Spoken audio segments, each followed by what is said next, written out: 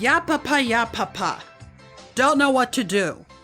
You know the Netflix reboot of Ranma is like, do you guys have any idea how much that's been on my mind over the past couple of months? Like, I can't talk about it because it's, the season's still ongoing, and like, even by the time we do get around to it, like, it's gonna be a while before you guys hear this, who knows?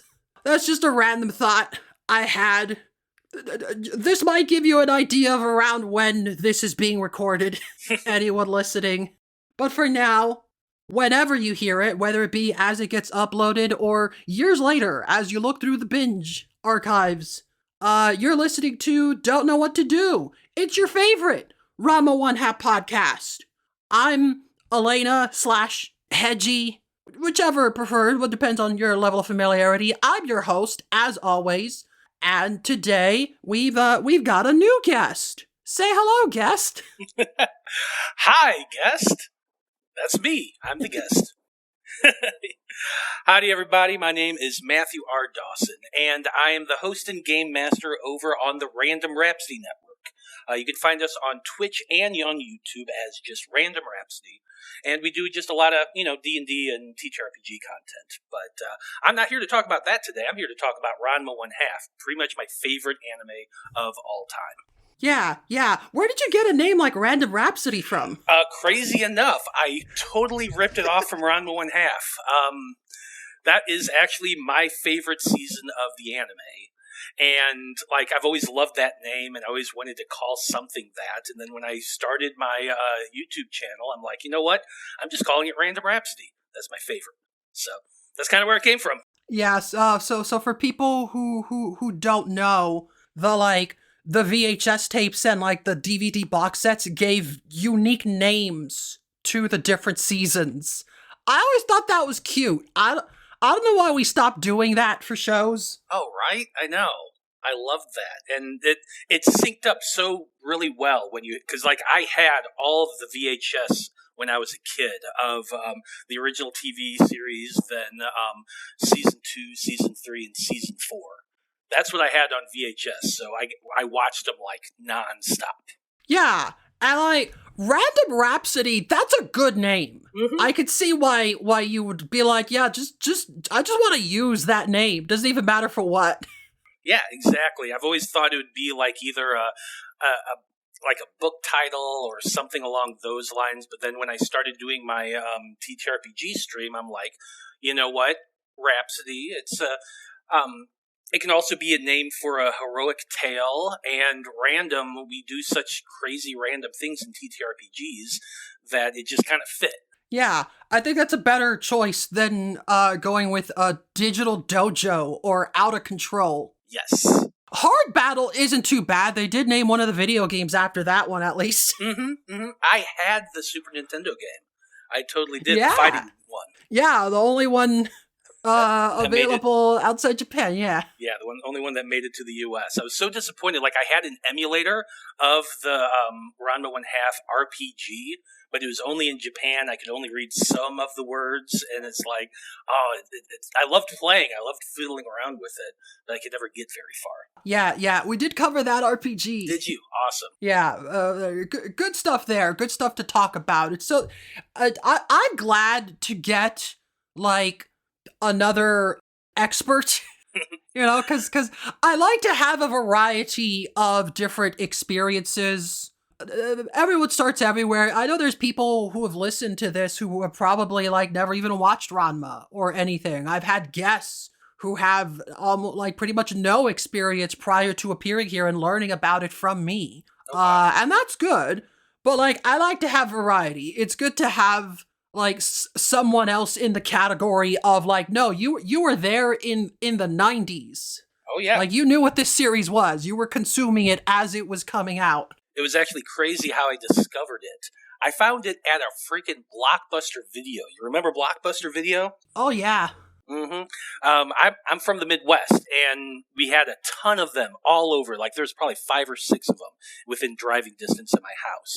And everyone had a tiny little anime section of maybe a dozen videos. And one of them they had was the Ranma One Half OAV.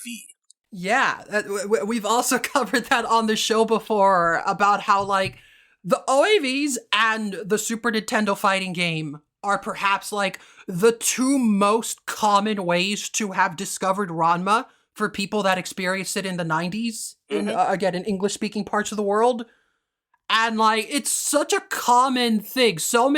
And it's so interesting to think about, cause like, when I got into Ranma, I just started at the beginning. But it's so interesting to think of what's it like to have your very first experience be the Desperately Seeking Shampoo VHS tape, or like this fighting game where you don't know any of these characters. And two of them have the same name and the same moveset, but one is a boy, one is a girl. What's going on here? Oh yeah, if you just picked up the Super Nintendo game and had no concept of what was going on, you'd think it's just like a Street Fighter 2 ripoff or something. Yeah, the trilogy of Super Nintendo games are so like fun to compare to like Street Fighter, and like just how much are these, aping up. But like, yeah, it was really easy to just pick that up and just, there were so many of those fighting games. Some of them were based on IP, some of them were just original, and it just, here's a bunch of characters. They're all weird. Yeah. That was just kind of the norm.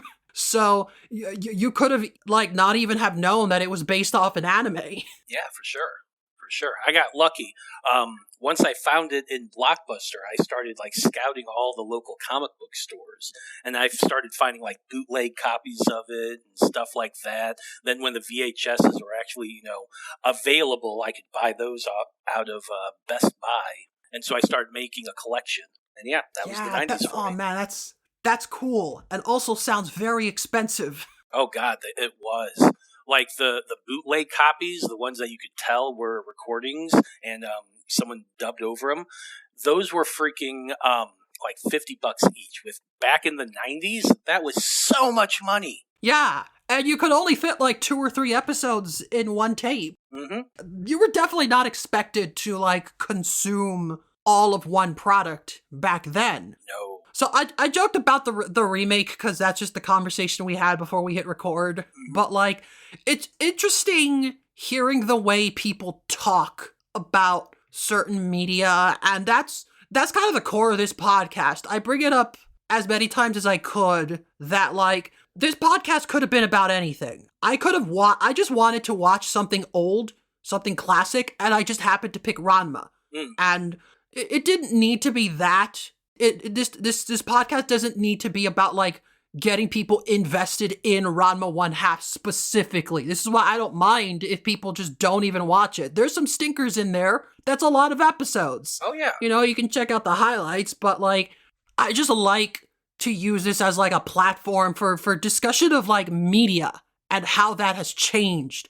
And the past couple of months, like every time I sat down to record one of these podcast episodes, at the back of my head, I'm just like, that new season, it's ongoing. And I've been so curious how that went, because it's an adaptation of the second, of what I call the second saga, which is very different from the first part. The first season of the remake is very similar to the classic anime.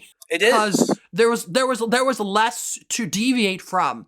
But now we're getting into the parts where the classic anime, which I'm trying to teach myself to call it classic instead of original, so that it doesn't sound like I'm talking about the manga. No, that's a good distinction. But like, season 2 of the classic anime is where the series deviated the most from the manga. Even more than later seasons, once they started adding a ton of filler episodes.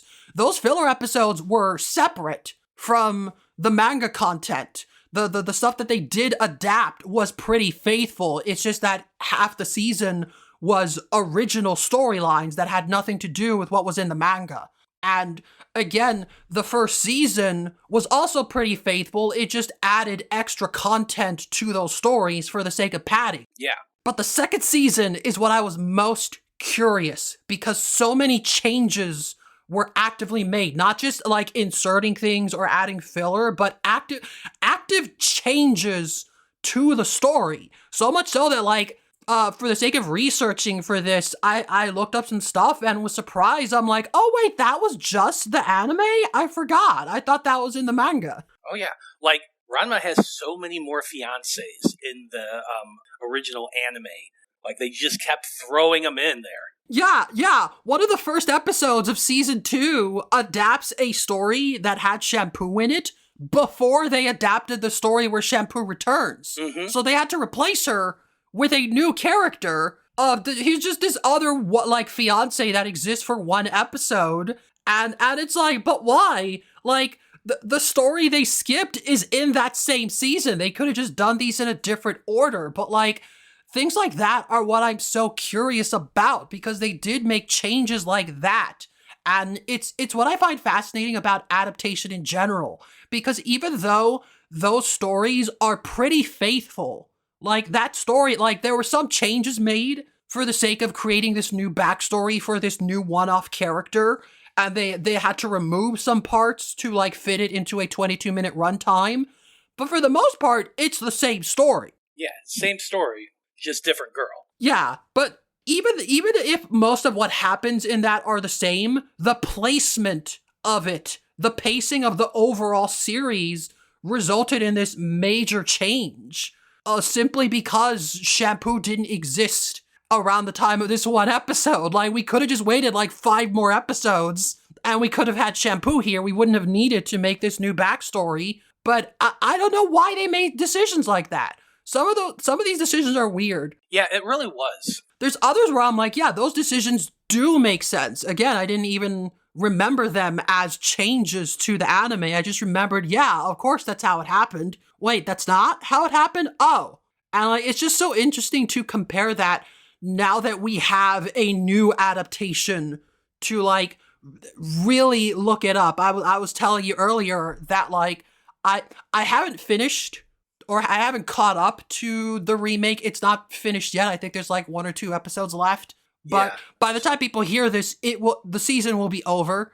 And, you know, I might have thoughts on that. I'm not watching it all until it's all out. I want to binge it. But I watched the first couple episodes and I had them like side by side. I wanted to compare. And it's so fascinating that like, especially in this season of all seasons, because of how many changes there were, so many things that I just, like, it got me thinking of why were these changes made? Or in the case of the remake, why were changes not made? Yeah, I think they really were trying to go a little more true to the manga with this adaptation. And the way they do the art style, and every so often they just fit frames in it when you look at it, you're like, holy crap, they're taking it right off the page. That stuff is really, really cool to me. Yeah, visually the remake is very interesting. They're doing a lot of fun stuff with it. But also it is very much a product of modern times. The way we adapt media in general is different compared to how we did it in the 90s.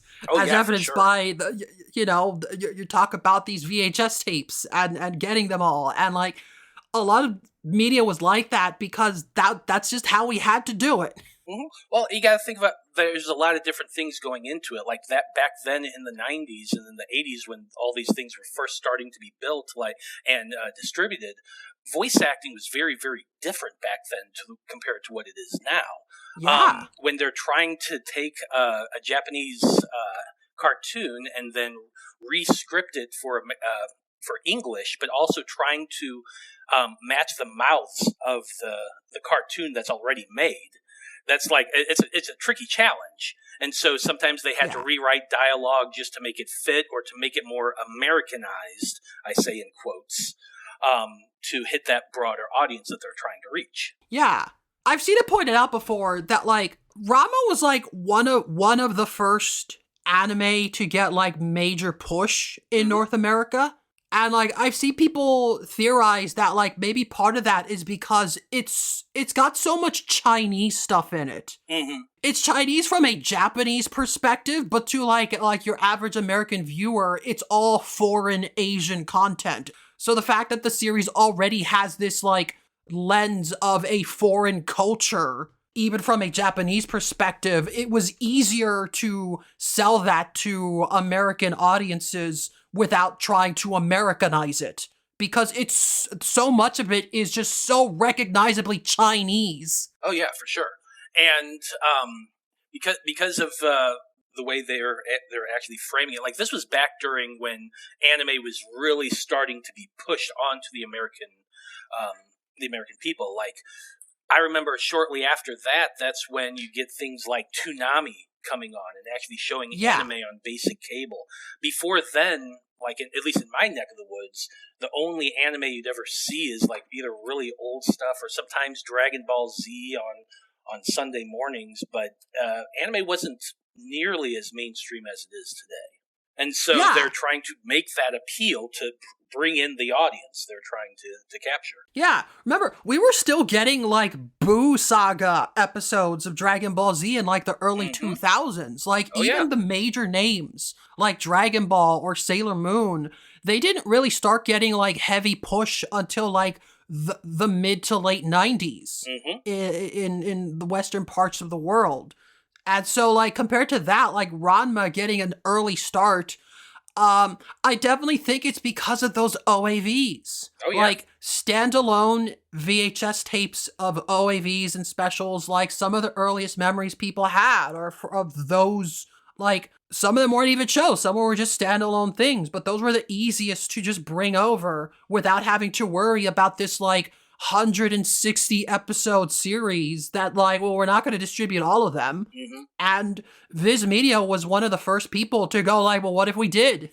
What if we just spent, like, the next 11 years distributing Ranma 1/2 on VHS tapes? It's going to be a while, but we'll do it. Like, it blows my mind how much of Ranma was actually available on VHS, while Dragon Ball Z was, you could barely find it. Like, I remember you couldn't find anything beyond the second season until after I graduated high school, and that was back in 98. Yeah, you had to rely on the bootleg VHS tapes for almost everything. Yep, it's just wild. It's just interesting to, like, compare that to, like, nowadays, where, like, so much content is made with streaming in mind. It is made with the assumption that not only is the entire series available to you at a moment's notice, but you can just binge it all in one afternoon. That's the expected way. People are expected to just have shows on in the background, which is something I noticed.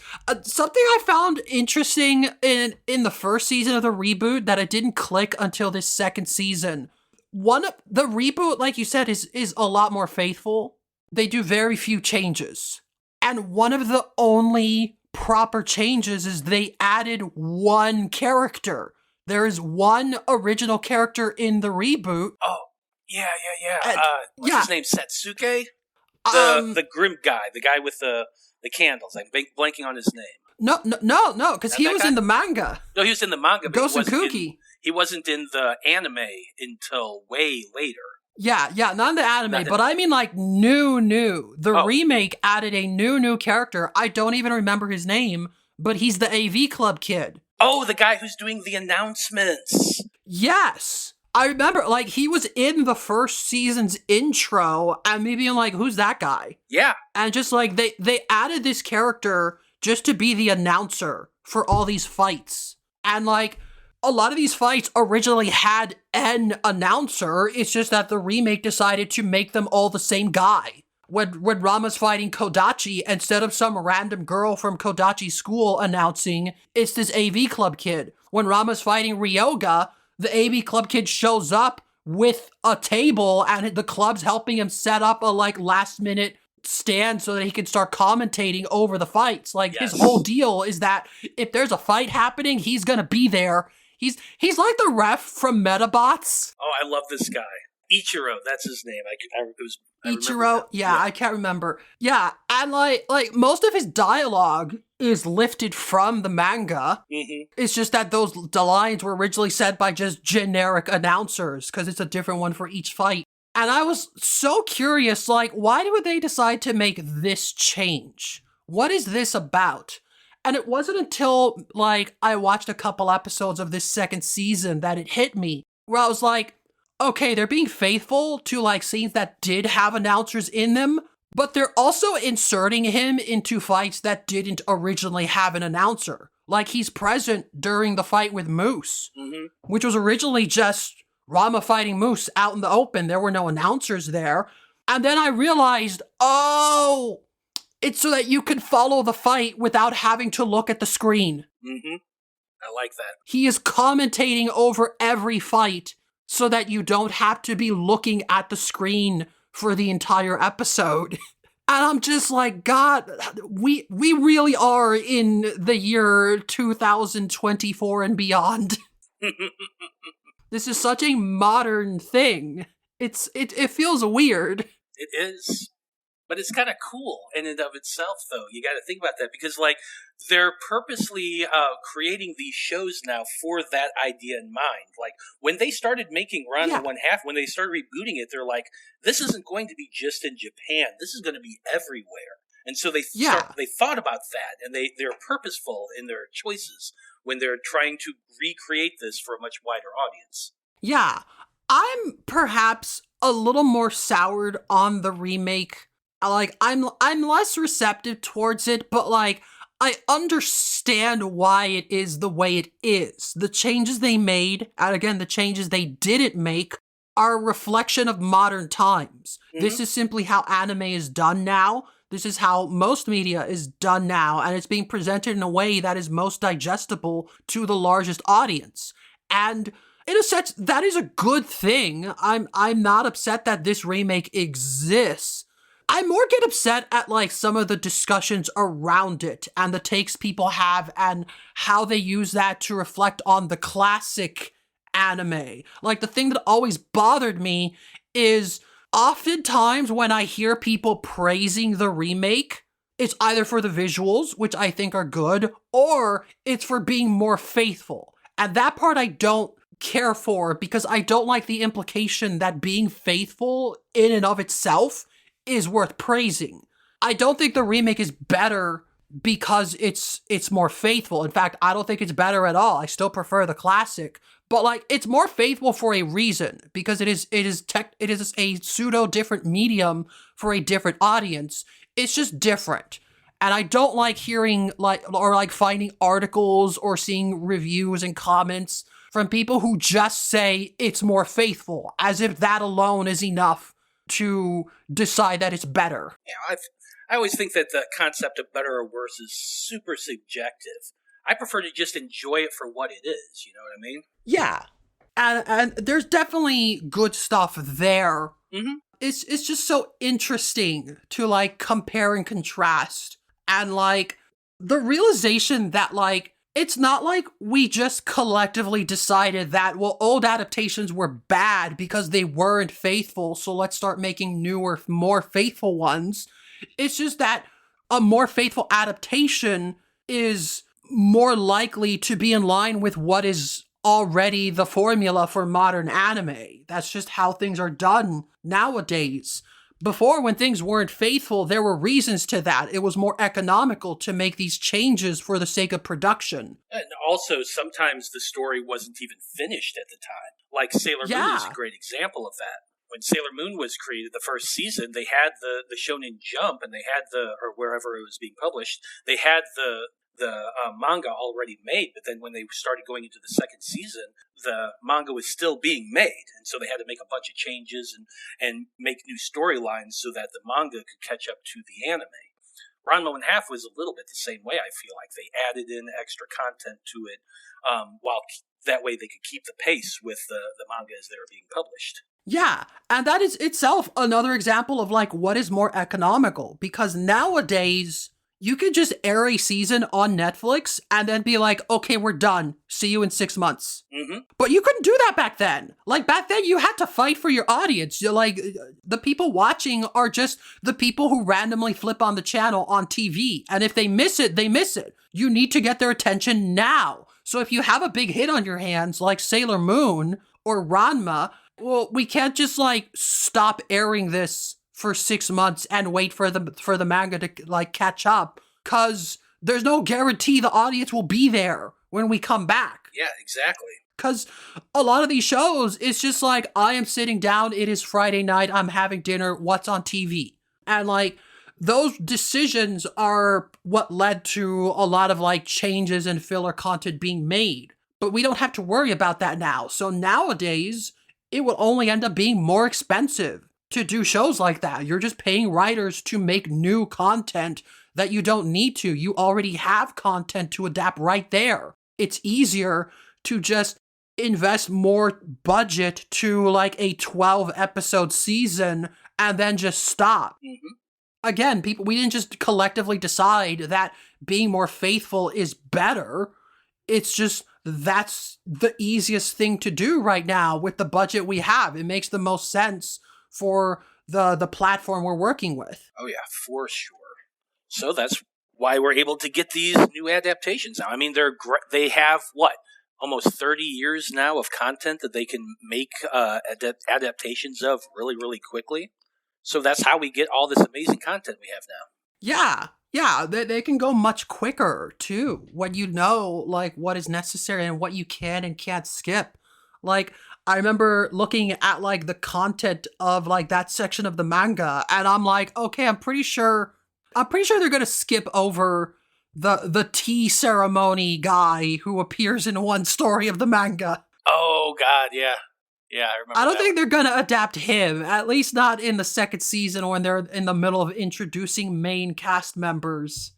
But like back then, it was so interesting thinking of like what decisions they made, because again, in the classic anime, they also skipped that story and adapted it later, and they also skipped Gosen Kugi, an entire character. Yeah, and I'm just curious about these changes, because it's less clear than it is now, where they have the entire series is finished. You can just look at it and decide what would be the best thing to adapt out of these 12 episodes we need to get done. Yeah, it's definitely been interesting to watch and compare between the two of them.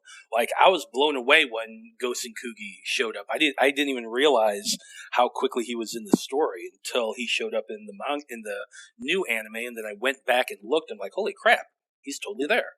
Yeah, he's an interesting example. Like he again, that second season of the classic anime made the most changes, and one of them was just getting rid of Gosen Kugi. And then putting the ninja dude. What was the ninja guy's name? Sasuke. Sasuke, yes. Sasuke the ninja. And it's just all of like Gosen Kugi's in like 2 storylines at the start, and then he just kind of disappears for like 100 chapters. And then gets brought back later for like two more stories, and then gets forgotten again.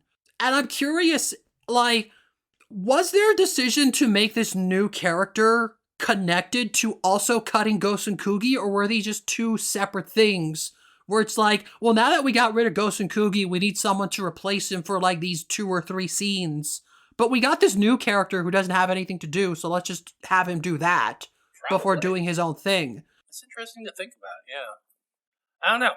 I know that they purposely made the ninja character for the anime, but I don't know if it was just like a conscious decision to replace Gosen Kugi with them, or if it was more of, oh, this is just not a popular character, so let's not use him. Yeah, like, I could see them being like, well, Gosen Kugi hasn't appeared in like 30 chapters, so he's probably not going to come back. We could skip him.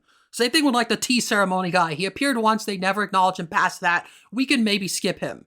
And then when Gosen Kugi did come back, the anime reinserted him back into the continuity. Yeah. They're like, okay, well, if he's back, let's bring him in and have some filler episodes about him. But like, I think this first storyline of what I like, I've said before, I liked to split these first 2 sets of arcs as sagas, because after Ranma defeats Cologne is when the series becomes purely episodic. Yes. But prior to that, there's a lot more overlap. There's a lot more like things don't always get resolved at the end of a story. They bleed into the next arc. And I think that is a huge factor in why these changes were made in both seasons, but especially the second, because comics and TV shows are 2 different mediums. They have different paces of getting through things. Getting through 20 pages of something and then being told, okay, tune in next week, is different from watching 20 minutes of something and then being told, tune in next week. in any type of storytelling, you want natural pauses. You want to find parts where a reader or a viewer or whatever can stop. You know, you want to give the player the opportunity to save. Mhm. But like where those pauses are going to be are different across the two mediums. So I feel that like maybe some of those changes are for that reason. Because the thing I find noteworthy about that first little mini arc that originally introduced Gosen Kugi is Tatewaki Kuno, age 17, is also a big part of that arc. And this character that replaced Gosen Kugi just happens to be connected to him. And that makes him easier to replace Gosen Kugi. And so again, I'm like, were these changes deliberate, or was it just sort of like, that's just how the stars aligned, it just worked, so we ran with it? How much of it was planned versus how much of it was just a happy accident? It's interesting to think about, for sure. Yeah. So do you remember how, like, that arc went in the classic anime versus the remake? Let's see if I'm remembering correctly. Like, the ninja first showed up when in the cat foo episode. Yeah. When Ranma was getting scared by cats, and Kuno was trying to defeat him by using his weakness, and so for some reason, it was Sasuke that was dressed up as Akane on the stage. I think that's one of my favorite jokes in early Ranma, is just like Ranma getting the note that like they left for the trap. It's like, Ranma, I've been kidnapped by villains, come save me. And then Ranma looks at Akane's right next to him. Mm-hmm. He's like, were you kidnapped by villains? Mm-hmm. She's like, what? That was a great scene. But yeah, so in the manga, which is what the remake adapted, Gosen Kugi was introduced at this point as a new character. And I do like how he's introduced. He's established as this kind of loner, nerdy weirdo who, like, he's kind of stalking Akane, and, like, he doesn't look like he has any friends. And his whole introduction is basically like, he's been here the whole time. It's just no one pays attention to him. It's not like he's new. He's not, like, here to introduce himself. He's been in Rama's class from the beginning, but no one pays attention to him. And I think that's a fun way to establish, like, what his personality is. But the arc basically begins with Gosen Kugi being like, I want to stop Ranma, but I can't fight. So what if I, like, manipulate Tatewaki Kuno into getting into a fight with Ranma, and I help him by fighting Ranma's weakness so that we can exploit it together? It's like one of the easiest things to do, too, to convince Kuno to go after Ranma. Yeah. And then it's like, so do you know his weakness? No? Well, then find it. So he starts following Ranma for a couple of days. And this is one of the things I want to take note of, because this results in one of the changes in the classic anime. In the manga and the remake, while Gosen Kugi is following Ranma around, there's this plot where, like, one of the neighbors is out of town, so Kasumi's looking after her cat. Mm-hmm. And that's how they find out Ranma's afraid of cats, because there just happen to be cats here. And Ranma freaks out. There just happen to be cats at the exact moment Gosen Kugi is looking for Ranma's greatest weakness. Very, very happy coincidence there. And then Gosen Kugi goes back to, tell Kuno about it. They set up the plan. They lure Ranma into a trap, and then he gets attacked by a tiger. Yeah. Just happens to find a tiger that he was able to capture and stuff down in the bottom of the stage. The Kuno family's rich. I'm sure they have access to tigers somehow. Yeah, of course. Why wouldn't they? Yeah, but this is when we learn about Ranma's cat fist style. When Ranma is most terrified, he reverts to this cat state where he's invincible, basically. Nothing can stop him. But also he's a cat, so he can't really... He's just acting like a cat. And the most notable thing here is that Gosen Kugi is present during all of this. He's just here to lure Ranma into a trap and just being like, no, wait, don't open that door. That's where the tiger is. Just more jokes. And then after Ranma defeats the tiger, he leaves. That's the last we see of Gosen Kugi. And then the very next scene, Tatsuaki Kuno shows up like, aha, now to fight him, and Ranma just destroys his sword because he's a cat now. He just claws everything up, and then he just beats up Kuno, and then leaves. That's the last we see of Kuno for that arc. And then the rest of the arc is just them trying to get Ranma down from the tree and calm him down, and eventually we get the scene of Akane, like, being like, come here, kitty, come here, and, like, that's how they get him to calm down. And then he gives her a little kitty kiss. Cutest scene ever. Yeah, it's adorable. The little, cat kisses are cute, even if it's not done by a cat. Mm-hmm.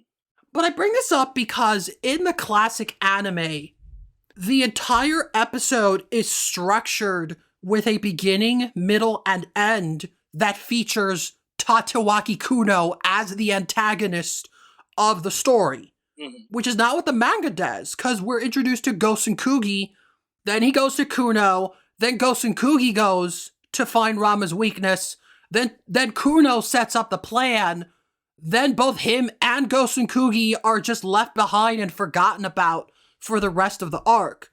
But the anime made changes, so the start of the episode is Kuno summoning his ninja butler, just to establish he has those. And is like, I want to defeat that Ranma. What do I do? And Sasuke the ninja's like, well, surely Ranma must have some weakness. It's like, okay, good. Follow him around and find that out. So, like, that's how the episode starts. It skips all the Gosen Kugi stuff and immediately establishes Kuno as the villain, as the person trying to find Ranma's weakness. And on top of that, after Ranma goes into cat mode, Tatsuaki Kuno continues to be around. He continues to, like, show up, like, increasingly beat up and injured, trying to fight Cat Ranma. He's there for the entire episode. So now the episode has a framing device that is present from start to finish. We don't just constantly, like, well, here's this character. Okay, now they're gone for, like, the rest of the episode. Now here's this character. Okay, never mind. Now we're on this. And that's how the remake feels. In the remake version, characters will show up and then disappear halfway through an episode and you just forget about them. And that's because, again, in a comic medium, the pauses are at different sections. When Gosen Kugi or Tatsuaki Kuno leave, they leave at the end of a chapter. There is a pause here, tune in next week. And then the next week, they're gone because we're now focused on this new problem, which is now Ranma's a cat. How do we deal with him? And you don't have to worry about what happened last week because we're done with that. But when you put it all into one whole episode, it changes the pacing. And it's what I said before. Like, even if you don't change anything, even if you're completely faithful 100%, which is what the remake does, the change to a new medium or doing things in a different order recontextualizes things. It still changes how the narrative is read. And I think that might be part of why Sasuke exists, is so that we can have a consistent through line for this entire episode by making the Kuno family the villains. Yeah, that makes total sense. Since you eliminate the character, you have to bring in a whole new thing and you have to frame it completely differently. Yeah, that's the thing I found most noteworthy about the remake is how often, like, it will adapt a story and then halfway through the episode, that story is just done and we're on to the next thing. A lot of anime is done like that nowadays. They're trying to cram as much of the story as they can into the episode because they have a much more limited episode count. Yeah, but I think more important than that is the thing I mentioned about, like, not having to worry about filler. Yeah. Not having to pad things out. You don't have to find a good, like, you should, but it's no longer as mandatory to have a consistent middle, a beginning, middle, and an end for each episode to be its own standalone thing, because you no longer have to worry about audiences having to wait 1 week for the next episode. They can just binge the next one right now. And again, like, these episodes are now being made under the assumption that, like, you could have this on in the background, so here's a new character to narrate things for you so you don't have to look at the screen. So much of how it's presented is under this assumption that, like, you just hit play And then when an episode ends, on to the next thing. There are no natural pauses except for when you get tired and hit pause. Yeah. And then when you open up Netflix again, it'll just start where you left off in the middle of the episode. You don't have to worry about, well, this storyline ended, but there's still 10 minutes left. What do we do? In the olden days, you can't do that. You have to be like, no, this needs to be the end of the episode, so insert extra stuff in between. Don't start the next thing, have that be the beginning of the next episode. But now, you can just start. Who cares? We're done introducing Cologne. Here's Moose. Here's Moose. And then that episode ends. And then the next episode, here's the rest of Moose's introduction. And then there's like 8 episodes after that, like 8 minutes after that. So start the next arc. Just a continuous thing. You can pause whenever. We consume media differently these days, and so they're making our shows to kind of match how we do that. Yeah. And this is why I don't like how often, people talk about like using the term faithful the way they do, as if that's just inherently a good thing. Because there's more to an adaptation than just that. There's more to just taking what is on the panels and animating them and just going through that. Because even when it is 100% faithful, the fact that you're presenting it in this way with no natural pauses where there were before means that it's still being consumed differently, regardless. And there are still very minor changes that even the remake makes. So, like, it's never going to be 100% faithful, but it also doesn't need to be. And just, I wish people would talk more about adaptation that way, of like, why did this adaptation do things this way?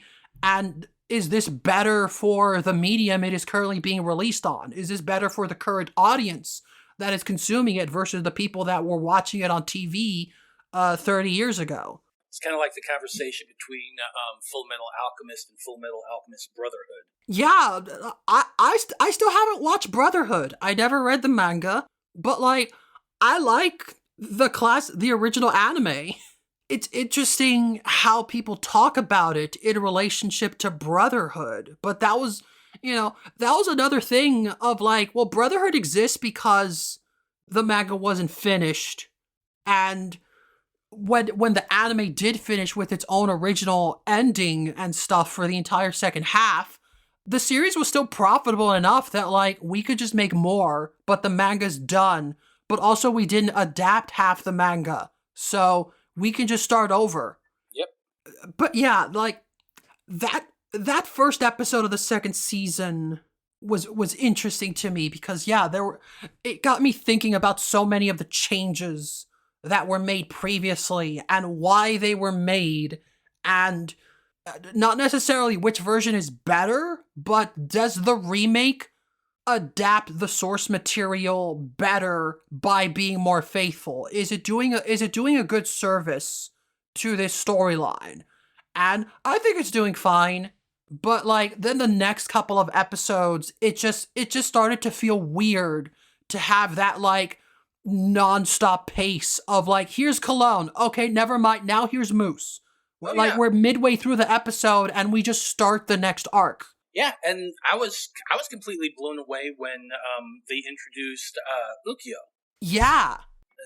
In the original manga, or the original anime, Ukyo was introduced at the very beginning of Season 3. Season 2 kind of ended shortly after Ryoga learns Buckside Tenketsu and fights Ranma. And then I think there's like a couple things that happened after that, and then that was the end of the second season of the anime. Yeah, they skipped multiple storylines there to get to Ukyo faster. I've got in my notes here, Ukyo was introduced in chapter 85 of the manga, which was then adapted into episode 41 of the classic anime, versus the remake, which got to her in 20 episodes. Yeah, it was crazy. Much faster pacing for the stuff they do adapt, and, a lot of stuff that they're just skipping. So, it makes sense, especially since it looks like for this second season, they just want to introduce the rest of the main cast. Yeah, they want to get to everyone faster. They don't want to waste time on this one-off enemy that only appears in one storyline. They don't want to waste time on being like, well, we don't need 3 Hopplesai episodes in a row. Let's just have the one episode introducing him and fit as much as we can into that. But some of the stuff got cut. Yeah, and what blew my mind was, like, I was expecting, because Ryoga shows back up in the new remake, and then he does his whole thing with Akane on the date, and I'm like, wait a minute, where is this all coming from? By this time, he and Akane did the camping trip where he's out there in the wilderness learning the Buckside Tenketsu skill, and they had that whole thing. So then Ukyo's trying to push him into the relationship with Akane made more sense in the original anime. Yeah, people will know by the time this comes out if I'm correct, but like that storyline of, training in the mountains, like I don't think they're gonna, go past that, cause like that's the storyline that really cements Ryoga as Ranma's rival. It's the first time we see a rival go out of their way to learn a new technique in order to keep up with Ranma. So that feels like what might be the season finale, which if so, they vastly moved that out of order, because that happened like immediately after the Cologne stuff in the original, but in the remake, they move stuff around so that we can introduce this cast first, and then we can focus on fleshing them out. So Ryoga's here, but he hasn't gotten his big moment yet, because we need to introduce Moose, we need to introduce Hopplesai, we need to introduce Ukyo. All these new characters need to show up before we start fleshing out the old ones. It seems to be what the direction of this season was doing. Yeah, I agree. That is kind of what it seems like it's going to do. So I agree. I think that the season 2 is going to end with training in the mountains and Cologne teaching Ryoga, and then that last episode will just be that epic fight between Ranma and Ryoga. Yeah, and that seems to be, I think, the best way to do this. And again, it's why, technically it's all being faithful. It's like the noodle delivery race in the classic anime. They technically adapted it and they were technically faithful, but they did things out of order and therefore had to make changes. Yeah. And so the remake is doing that as well, just to a less extreme degree. They're making fewer changes, but they're still rearranging the order of things in a way that it feels like they just wanted to have something climactic be the final episode, which is why I was certain that the Romeo and Juliet story was going to be the finale. Because that one's also kind of like, that's the most like romance coded of the stories, and they skipped it. They did that one out of order because, again, they want to introduce these other characters first. But then eventually they went back to it, and it's like the third to last episode of the season. Yeah. I'm like, okay, they're trying to find a good stopping point for the season, even if they're not doing that for the individual episodes. And I think that's good, because some shows don't even do that. Oh, yeah, for sure. I brought it up multiple times. I think it's crazy that the first, like, quote-unquote season of Dandadan goes one episode into an arc and then stops.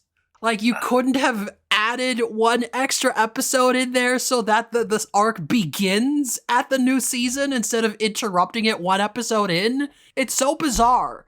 See, I have seen the anime of Dandadan, but I have not read the manga, so I'm not too familiar with that one. Yeah, it's just like it felt weird because you are beginning a new storyline. You are establishing details that we're not going to follow up on for like another 8 months. Yeah, that is. So I'm glad that the Ranma remake is at least attempting to have the season as a whole have a good pacing. Yeah, for sure. Hopefully they end the second season like the way we're talking about, and it feels like a complete story. Yeah. So, circling back a little bit, I want to focus more on the rest of the I guess what I call the Cologne saga. Okay. Because there were other changes made to that. I feel that's the point where that is the main point. When I say season 2, I'm mostly talking about that. But like, yeah, that's the only part of the remake I've seen currently. I'm Mhm. still waiting for the rest to finish. But I really wanted to see how they handled that whole saga. I'm not sure what to call them, but I feel like everything up to the end of like Shampoo's introduction, I like to call that the Ranma and Akane saga. Because their developing romance is the one through line present in all of those arcs that ties everything together. We got the Dr. Tofu stuff, then Ryoga shows up and is a consistent love triangle obstacle, and it ends with them cementing Rama and Akane's relationship. And then the second saga does a similar thing, because by the end of that saga, Rama defeats Cologne, but he defeats her using a combination of the catfish style as well as getting help from Shampoo. Mm-hmm. So that also kind of cements Shampoo as an ally rather than an obstacle. She and Ranma technically do get closer during the course of that. So there is a multiple plot threads being combined throughout that arc that culminate in the finale of that storyline.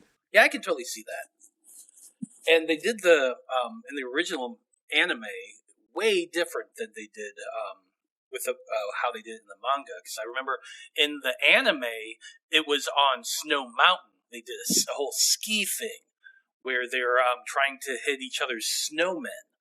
But then in the manga and then in the subsequent remake, it was on the beach and they're doing watermelons, which I always found funny because if you remember in the opening of I think it was the second one in the opening sequence of the second season anime. The third season did have the sequence with the watermelons. I remember it was one of them. Yeah, that is funny. But yeah, that is one of the major changes. The entire final conflict with Cologne is in a completely different location. Mm-hmm. And like that might seem weird. I also have a theory for why I think that change was made. And it's one that I think like, okay, no, this is just an improvement.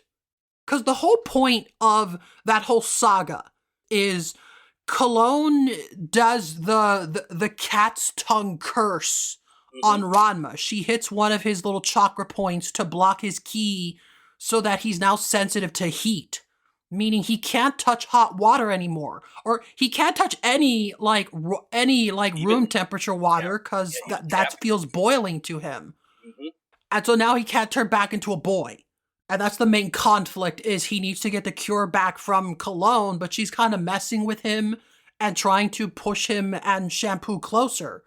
And the thing that I find most noteworthy is that the final conflict takes place at a beach where 50% of the fight takes place in the ocean, underwater, despite them establishing that Ranma can't touch water, but it never gets brought up.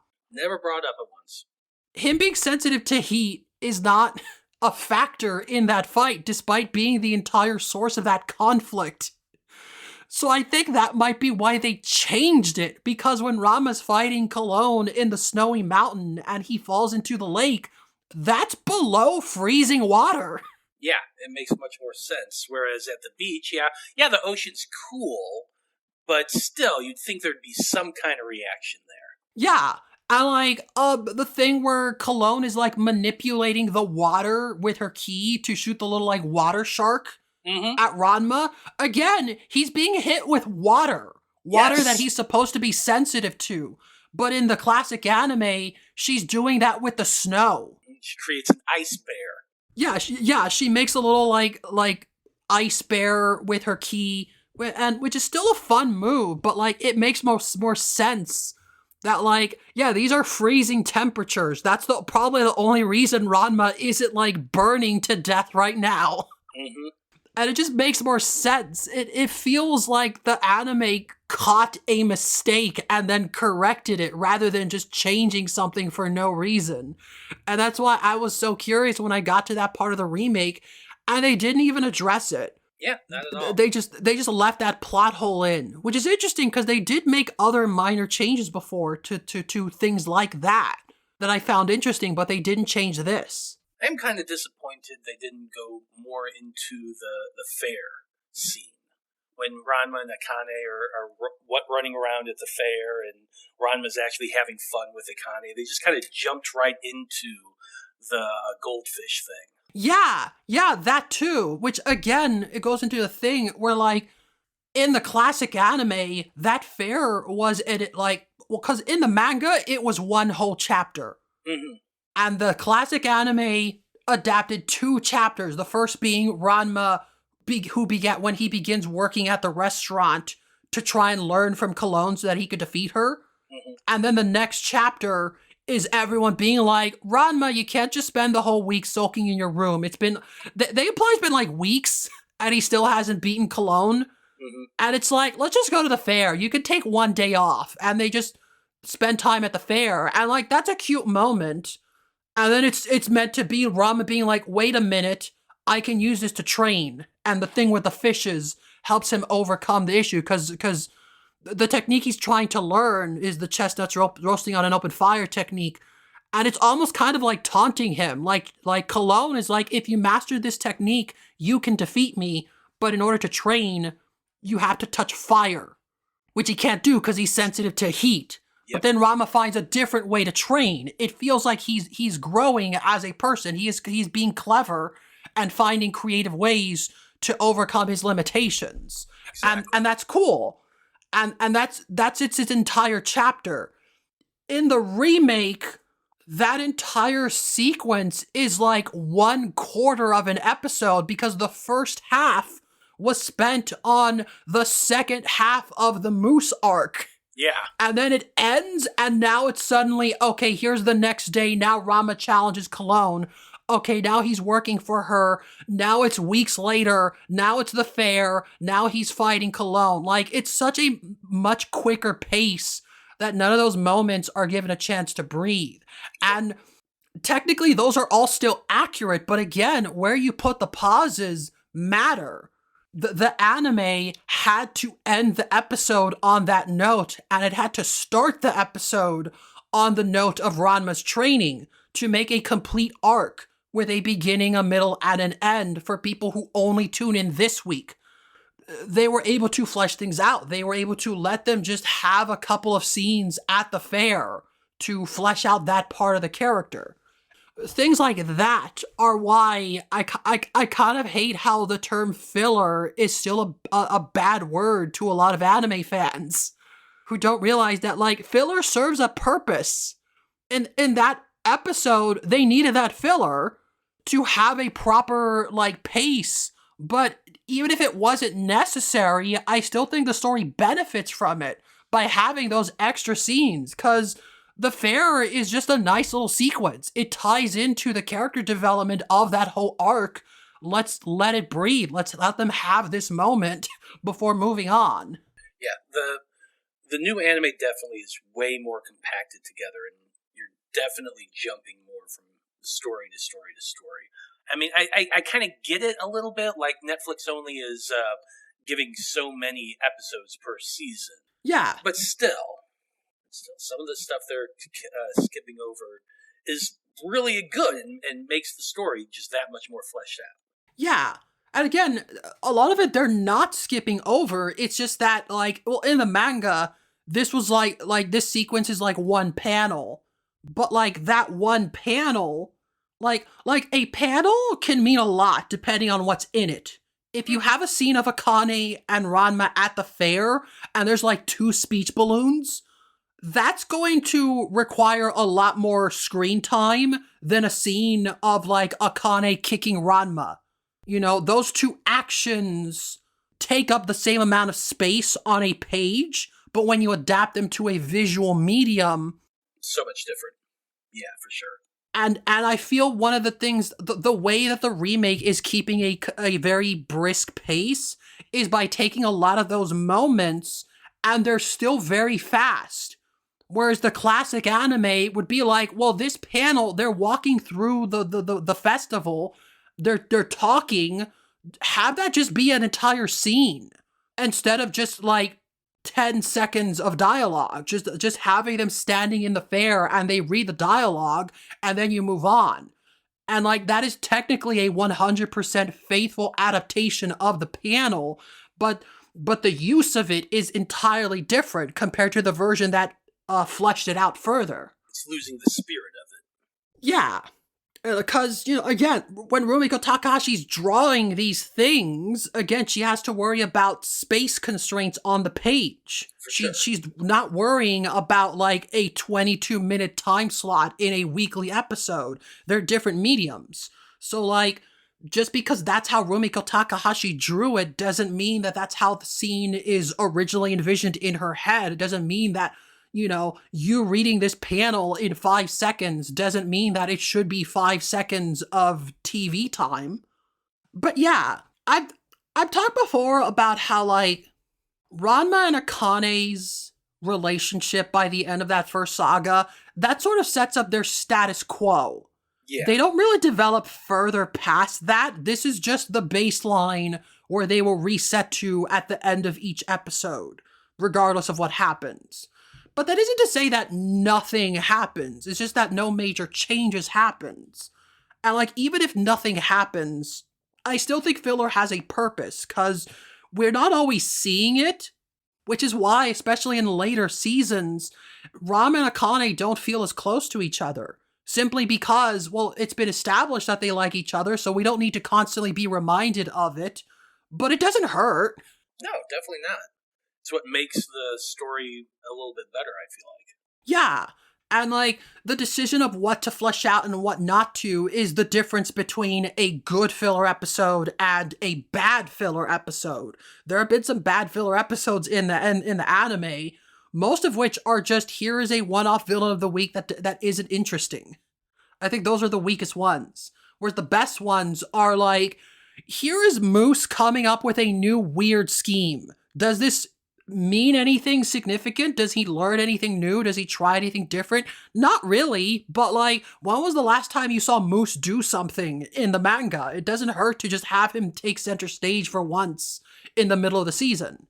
Those kinds of decisions are what I'm looking for in an adaptation. I get that. The one thing that I feel like, I think the biggest thing, I've called the first saga the Ranma and Akane saga, and the second one is kind of like the Cologne saga. You could also sort of call it the Ranma and Shampoo saga. Mm-hmm. Because there is some development for both of those characters. And I feel that the changes made in the classic anime bring those out more. Because the manga is also kind of hurried. It doesn't always linger on these bits. In the finale, in the manga, when Ranma is like, I need you, Shampoo. I can't do this without you. Let's work together. It's presented kind of as like a punchline. Mm-hmm. It's being presented this way so that we can see Akane getting jealous and upset. As Ranma's like, no, like, Akane, you'll just get in the way. Let's go, Shampoo. And it's a funny moment. But also it is the culmination of the past several arcs. There is a relationship being built here. Ranma's relationship with Shampoo, when she's first introduced, is vastly different from how they are at the end of the Cologne saga. For one thing, she's not trying to kill him anymore. Yeah, not only that, but she's actively trying to help him because she wants him for herself. So she's seeming like she's going against her grandmother to help him, whereas actually I feel like the entire time it's her manipulating Ranma. But still, with the entire time out with them working together, that relationship is definitely developing, especially on Ranma's side. It's never stated outright, but I always interpret it as like, I feel like that was part of Cologne's plan. Oh yeah, for sure. Like, I feel like she wanted Shampoo to go behind her back to help Ranma because that's what gets the two of them working together. And that's why she surrenders at the end, because technically Ranma didn't agree to her terms. Ranma's not going to marry Shampoo, but she got what she wanted. Ranma and Shampoo work together towards the same goal. They're friends now. This is the moment where Shampoo goes from being an enemy to a friend. She's part of the Ranma squad now. Yeah, no, 100%. I feel like Cologne was manipulating this whole thing. She's probably coaching Shampoo to do some of the stuff too. Yeah, maybe. We have seen her do that later on. But like, even if she wasn't, it also feels kind of like a cheeky thing of like, Shampoo would have to figure this out on her own. This is something I always found weird. Later in the manga, like, I've given the personality of Cologne, I feel like she would be more critical of some of Shampoo's behavior. Given the whole, like, honorable warrior, like, Amazon thing, there are times where I'm like, Shampoo just kind of comes across as lazy and she's not really trying very hard, but Cologne doesn't seem to mind. Whereas these early arcs, you get the impression that, like, again, she wants Shampoo to go behind her back. She's like, I will curse Ranma, I will do this to Ranma, knowing full well that Shampoo's gonna be like, but I like it when Ranma's a boy. I don't want him to be cursed in this way. I want to do this. I want to help Ranma. And Shampoo has to come to that decision on her own, I feel. That's what it comes across as. It's technically possible that she was coached to behave this way, but I don't know. Like, I feel that doesn't fit Cologne's character, but also there are later parts of the manga that also don't feel like they fit her based on how she's introduced. So I don't know. I don't know. I think back to like the scenes when Cologne is fighting Hapusai in the anime, and like she's 100% manipulating him, even going so far as to throw her own bra so that Hapusai would go and grab that instead of fighting her. So she's definitely a manipulator. She knows what she's doing. Yeah, no, I do feel she's manipulating. It's just that I don't think that Shampoo knows that. That could very well be. I mean, Shampoo does sometimes come across as innocent, but then at the same time, like, remember when she was using the different herbal shampoos on Akane? That was a manipulation tactic. When she goes and has all the different instant spring of drowned man, that was her choosing to do that herself. And even Cologne comments on the fact. And in the new anime, saying something about like, oh, you've got all those different instant springs, ha ha ha. Yeah, and like, those interactions give me the impression that, like, again, I feel like Cologne wants Shampoo to act on her own. Oh yeah, definitely. She wants Shampoo to come up with these schemes and carry them out. She doesn't want Shampoo to follow instructions and just be like, well, I know a way to get you and Rama closer together, but it's not the same if I just make it happen. He's your husband. You need to work this out. So I feel like that was part of Cologne's plan, and the fact that Rama and Cologne and Shampoo do get closer is probably what she intended the whole time. Definitely. Compare this to, like, say, the reverse brooch that inverts your feelings. Mm-hmm.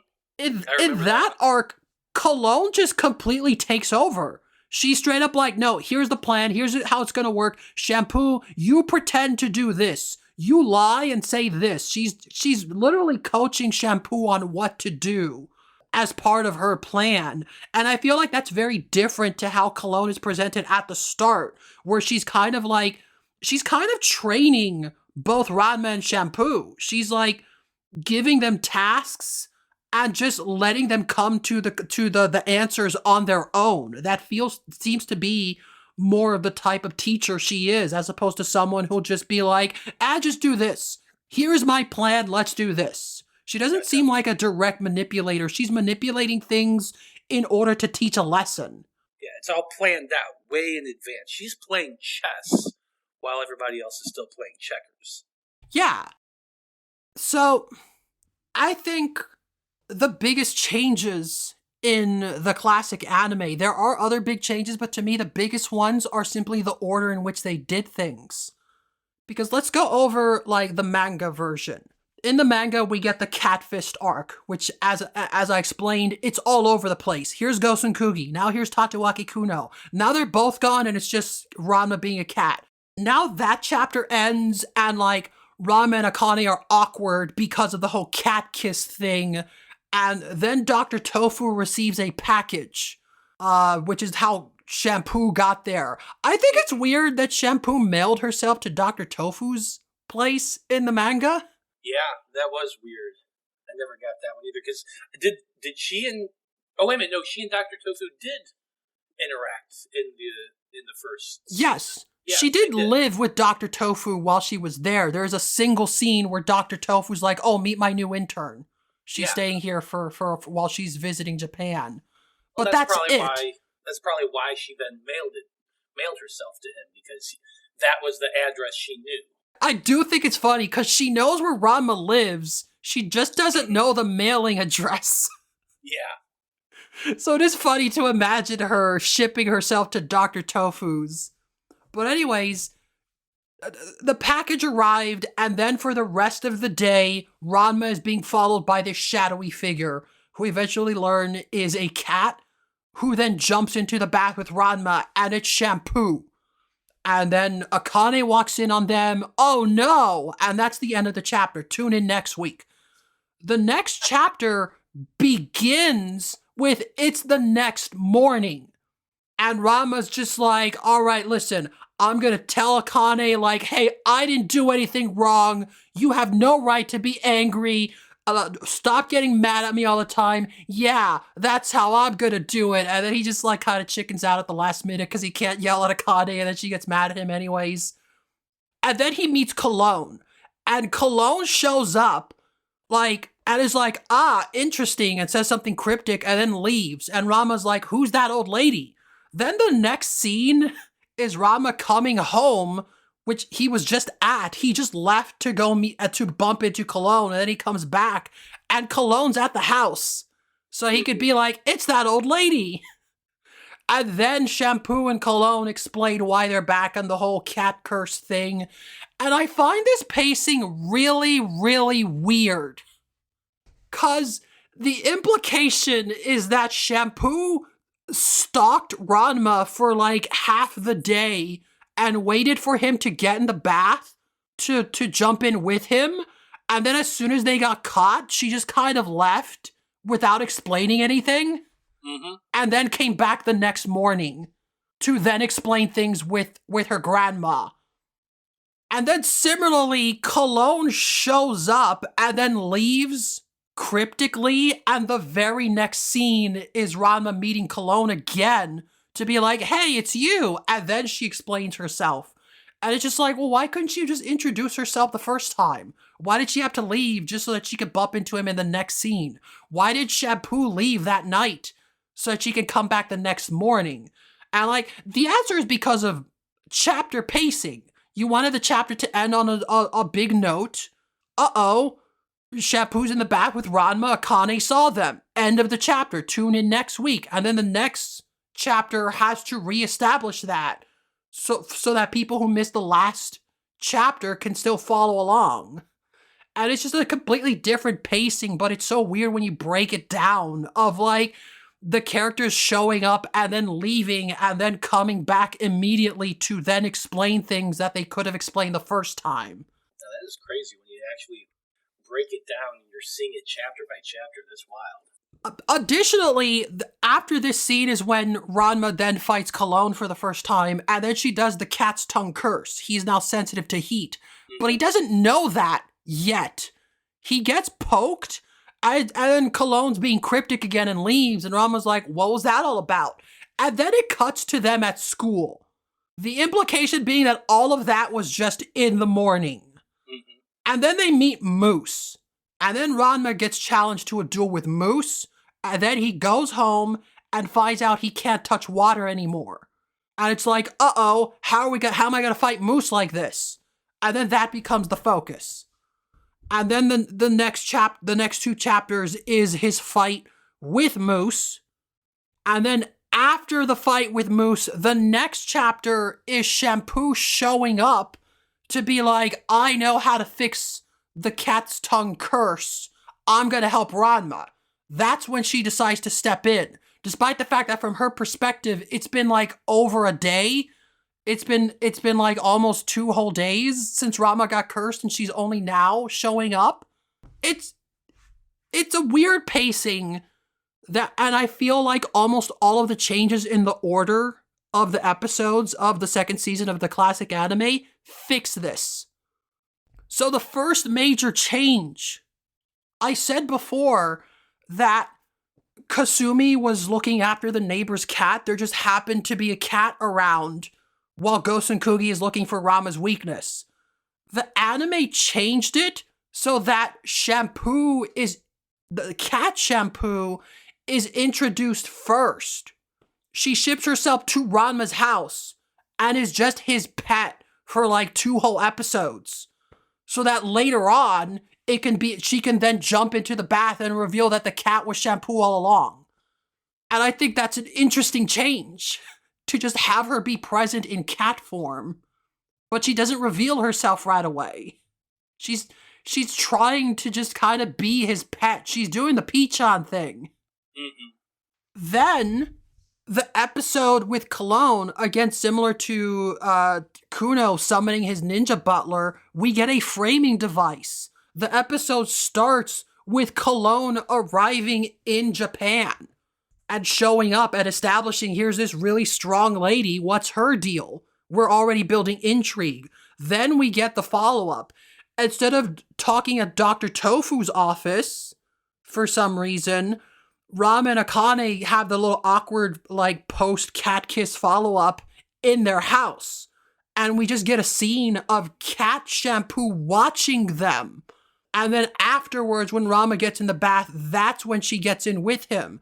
So now there's like an implied motivation. There's an implied narrative happening here of like Shampoo attempted to just be Rama's pet. And it's only once she saw him and Akane getting closer that she decided to break that facade and jump in and reveal herself. And that's like, I think that's so interesting compared to the original where she just kind of stalks him for a day and then shows up and then leaves and then comes back. Shampoo is a lot less passive in the anime version. There's a character arc here from start to finish, as opposed to her just coming and going on the whims of the plot. Well, it's most likely because of what we've said before about the timing and just the way the manga is cut up. Yeah. Another thing they changed to the pacing is they moved the moose stuff. So Ranma getting cursed, instead of going to school and then another plot starts and then he comes back and then he finds out about the cat curse, he just finds out right away. And that's the end of the episode. So again, that entire episode has a beginning, middle, and end where Cologne is the antagonist. Yeah. She's established in the first scene and then is introduced halfway through the episode, and then by the end of the episode, we get a new conflict that she has created. She is the framework of the entire episode, and I think that does a better job of introducing her than her just showing up and then leaving and then coming back again to explain herself. Oh yeah, for sure. Yeah. And then the next scene starts with Shampoo going behind Cologne's back and helping Ranma.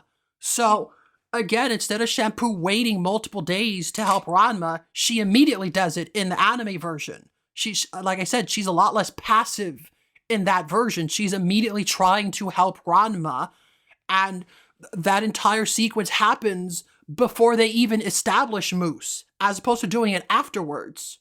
And, like, again, it's almost entirely faithful. They don't really change the details of the arc itself. They just change the order in which these events happen. But that one change alters the context of, like, both Ranma and Shampoo's motivations, which again helps culminate, since them working together is how he defeats Cologne in the first place, like 2 episodes later. Yeah, and you can tell that Shampoo's motivation for that is she's trying to get Ranma to choose her, to see her value in this whole thing. So she's using this situation to her advantage just as much as Cologne is setting it up for this to happen. Yeah, and again, you tie this to the fact that, like, she was his cat for like 2 whole episodes before revealing herself in the anime version. Like, they didn't have to do things in that order. They didn't have to set up this cat and then later reveal that it's actually Shampoo, but they did that, and it kind of builds this extra motivation. Like, Shampoo is actively trying to find ways to get Ranma to like her, rather than just manipulate him and force him to marry her. She is trying to, like, get closer to him legitimately. And, like, the thing that changed her mind was watching how he behaves with Akane. The thing that gets her to be more active is the conflict between him and Cologne. She is making decisions based on what is happening around her rather than just only showing up to provide exposition when the plot calls for it. Because in the manga version, she just kind of leaves and then comes back at random. Whereas in the anime, it's a lot more natural and flowing. Yeah. And like, again, very few changes are made other than the order, but that order changes the context. And this is what I mean. And why I'm glad that the remake is at least doing this partially, because the remake is also changing the order of things, just not to as severe a degree as the classic anime. But they are still making those changes, because the order in which you learn these bits of information do affect things. Learning Shampoo's motivation earlier does help you connect to her during those earlier parts of the arc. It fleshes her out better that way because now you have full context of her actions while they're happening rather than retroactively. It's actually a really interesting perspective. And then we get to the moose fight. Oh, the moose fight was fun. Yeah, but it also had a lot of major changes. Yeah, for sure. But they kept in the potty, which was the most important part. Yes. I like how they don't really make it a running gag of him pulling out random objects. Moose pretty much only uses weapons, but hitting you with the little trading potty is still the one random object he has. That is important to establishing his character. He's not just being random, he's doing it purposely to insult you. Yeah, I think in the original anime, they definitely kind of leaned in more on the slapstick style of things, of him using just random bullshit. Yeah, I remember, like, the previews for the second season of the remake. I saw a couple people posting in, like, comments or on social media being surprised at how handsome Moose looks, because they remember him as this dopey-looking weirdo. And I'm like, I don't think they remember how he's introduced, because the whole point is that Moose shows up and he looks like a dopey weirdo. He's got the big giant glasses and the fruity clothes, and he's kind of awkward. But then it's Cologne's like, don't underestimate Moose. He's an actual fighter. And then in the fight, he like rips open his shirt and he's like huge and buff. And he's buff, and he takes off the glasses and he's super handsome. And like, that's the joke. It's supposed to be like, oh no, this guy's legit. Oops. Yeah, I do always felt like, it always seemed to me that in the original anime, they kind of made him more as a joke character than anything else, when they could have made him more of a, like a badass. I feel that's just kind of how the manga treats him in general. Like, after his introduction, he kind of only exists to be a punchline. He doesn't really get any major arcs after he joins the main cast. He's only there to sort of be a third wheel, just to be a minor obstacle. He will show up and cause trouble in the same way that Kodachi does. Kodachi doesn't need to be set up. She will just pop out of nowhere and attack people as a punchline, even though she has nothing to do with the storyline. And then she'll disappear and then we forget about her. And that's how the manga kind of treats Moose. He just slightly appears more often because at least he lives with Shampoo. I've joked that like characters like Genma would have been forgotten if not for the fact that he's related to Ranma. Like, Rumiko Takahashi will just drop characters out of nowhere. As evident by Dr. Tofu, who I think the Moose arc is his last appearance in the manga. I can't recall him appearing afterwards. Oh, I honestly don't remember either. Yeah, because the anime kept him around, but the manga, he just disappears. And I'm pretty sure it's 100% because of Cologne. Cologne just kind of fills his role now as the person that knows Eastern medicine and ancient mystical martial arts stuff. We don't need Dr. Tofu anymore once she stops being an enemy. That is fair. But that is noteworthy, because one of the big changes to the Moose fight is in the original, the whole problem is that Ranma can't turn into a boy because he can't touch water. And it's supposed to be a fight, a man-on-man fight. Yeah. And also, nobody outside of the family knows about Ranma's curse. At that point, it's still a secret. So he has to try and come up with a way to disguise it. And he does this whole gimmick where it looks like he's wearing a disguise and people just assume Ranma's doing a little magic tricks to make fun of Moose and taunt him. But it's actually just him in girl form. But the big problem, and I like this moment because there's this constant thing of like, can Ranma win even though he's a girl, implying that he's weaker? But then the actual problem isn't that he's weaker, it's that his limbs are shorter. Yep. Like, Ranma tries to kick Moose and then misses because he's used to that attack having a longer range. He's relying on muscle memory, and it's not working because his body is a different shape and size. And that's why he's losing. So he has to spend his time adapting to that, which happens, for the most part, in this fight. It does. In the anime. Yeah, in the anime. In the manga version, Ranma's losing because of this, and then we just get Dr. Tofu kind of showing up out of nowhere. He just happened to be in the crowd, I guess, and he's like, hey, why isn't Ranma transforming? And it's like, oh, Dr. Tofu, you're here. Let us recap the problem. And Dr. Tofu's like, oh, why didn't you say so? And then he just pokes Ranma. Oh, that's when he does this pressure point thing. Yeah, because the cat's tongue curse is called that because it makes your body as sensitive as a cat's tongue. So Dr. Tofu is just like, well, just do the opposite. There's the old man in a sauna curse, where you can just handle all the intense heat you want.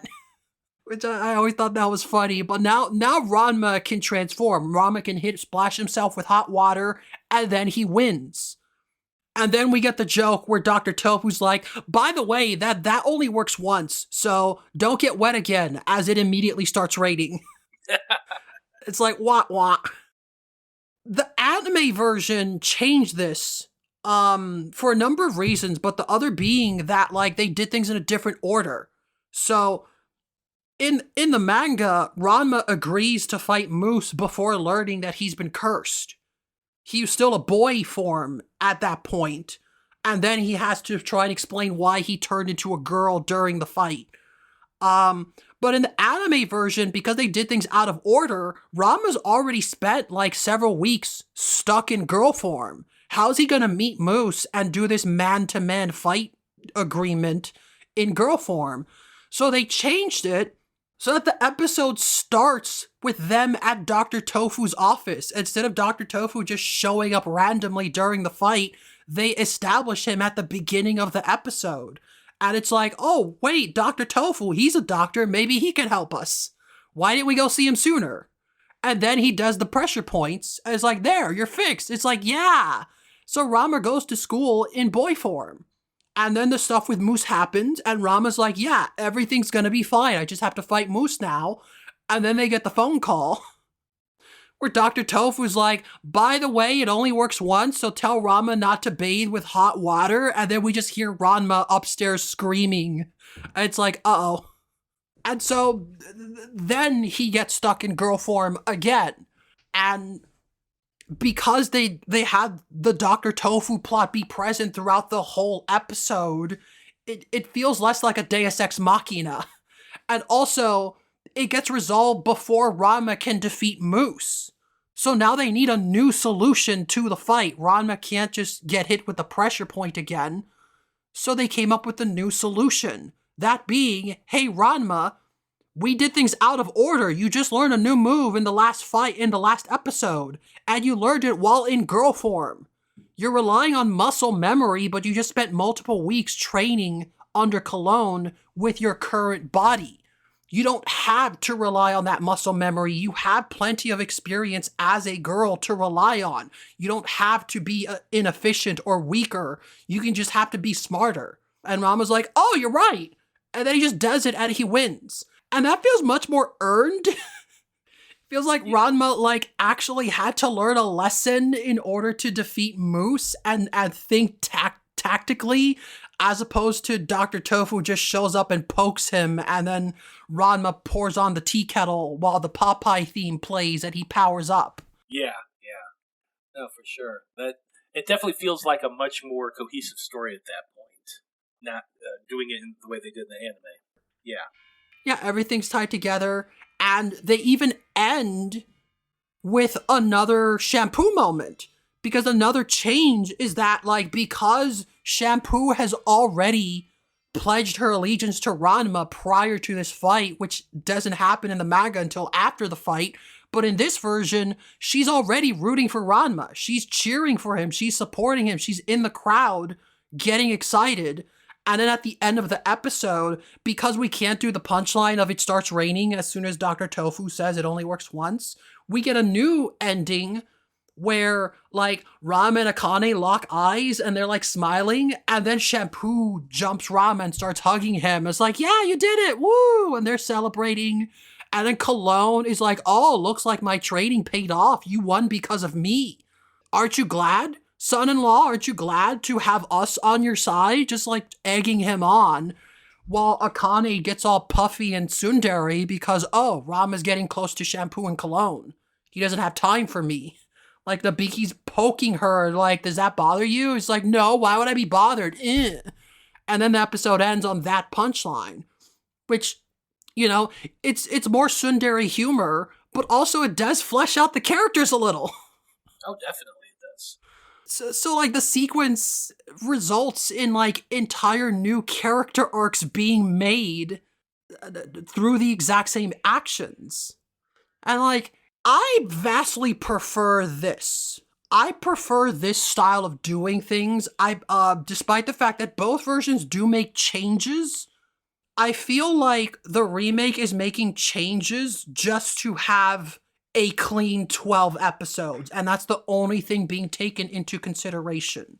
Yeah. Whereas the classic, it makes changes to fix what they probably felt were maybe not problems, but things that could be fleshed out in this new medium that would have been harder to do in a manga format. And that isn't always the best thing. There have definitely been examples of adaptations being made to try and quote-unquote fix something based on how, like, the director or writer viewed it, only for most people to disagree with them. Not everyone agrees with what George Lucas thinks Star Wars should be, so maybe they wouldn't have trusted him for something like that. But in this case, I feel like the classic Ranma anime did benefit from the people in charge of that making these decisions. They recognized the pieces here could be used to tell a bigger story that was just kind of being left on the table in the manga version for a number of reasons. And they just figured, yeah, we can use this. Why not? Yeah, that does make sense. The original anime had more episodes to fill up. They were able to flesh out stories a little bit, get better, and make a more complete and uniform story. Yeah. Which is cool. And, like, I feel like the remake could still do some of that. Like, it is still doing that, just to a lesser extent. One of the few changes the remake made, which is why, again, I was confused that they kept the beach plot hole without even addressing that. But, like, they got rid of Shampoo shipping herself to Dr. Tofu's in the remake. In the remake, they just took that scene out completely. Yeah.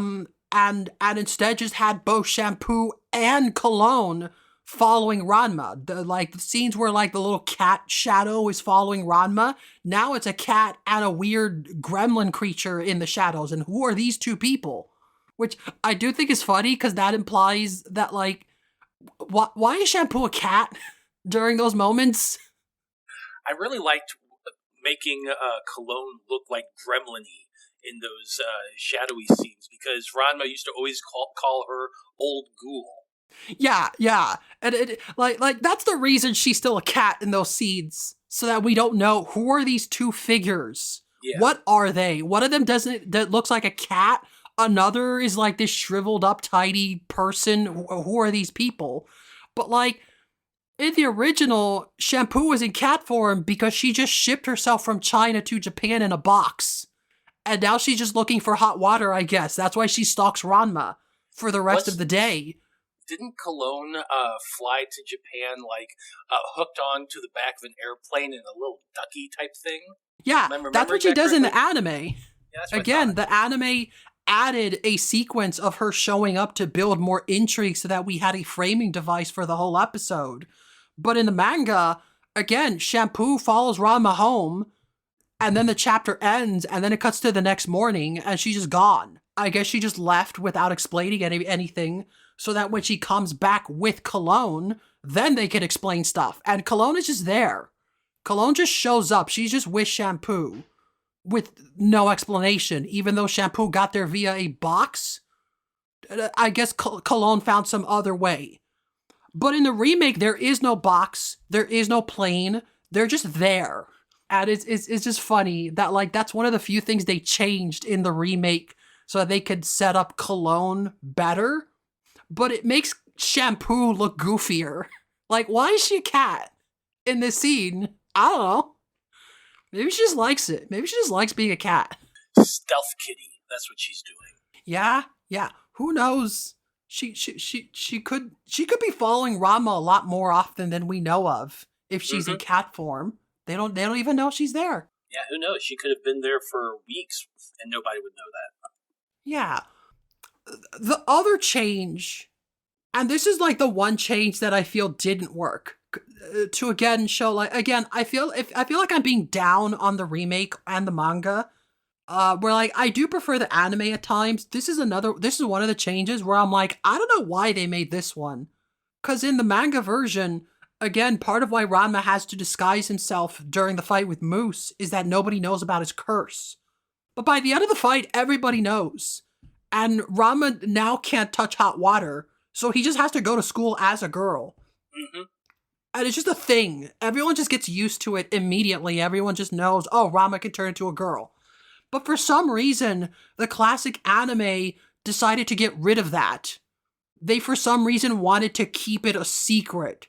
And it almost never comes into play. There's like maybe 2 or 3 filler episodes where they kind of acknowledge that nobody at school knows Ranma can turn into a girl.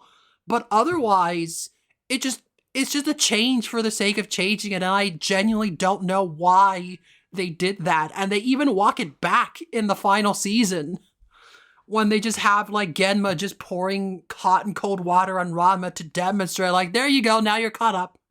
We fixed it. I don't know why they changed it in the first place, but that's just one of those changes where I'm like, I don't even know what this adds. 'Cause it didn't really factor into the original manga storyline either, other than, well, Ranma's just gonna continue going to school, I guess. Like, multiple weeks have passed, so Rumiko Takahashi has to acknowledge that, yeah, he did go to school, people know. Whereas the anime did the opposite, I guess, I guess Ranma just didn't go to school during that time. Yeah, I don't remember them ever explaining it at all. You're right.